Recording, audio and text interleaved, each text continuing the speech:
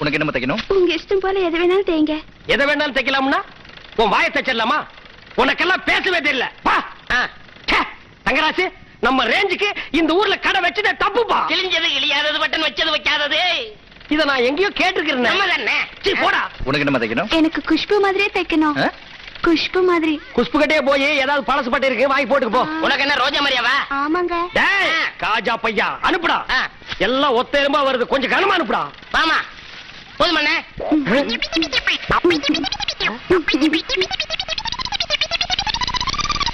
உனக்கு என்ன மாதிரிமா? உலக அழகி ஐஸ்வர்யா ராய் மாதிரி தைக்கணும். உன் மனசுல என்ன நினைச்சிருக்கிற? இந்தியாவிலேயே முத ஒரு பொண்ணு உலக அழகின்னு பட்டம் வாங்கியிருக்கு. அதெல்லாம் உங்களுக்கு பொறுக்கல.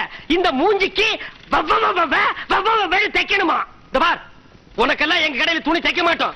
ஏத்தாப்புல ஒரு கொட்டாய் வாங்கி உட்கார்ந்துருப்பான். அவங்கிட்ட கொண்டு போய் உன் மூஞ்சியை காட்டு, தைக்க அனுப்பான்.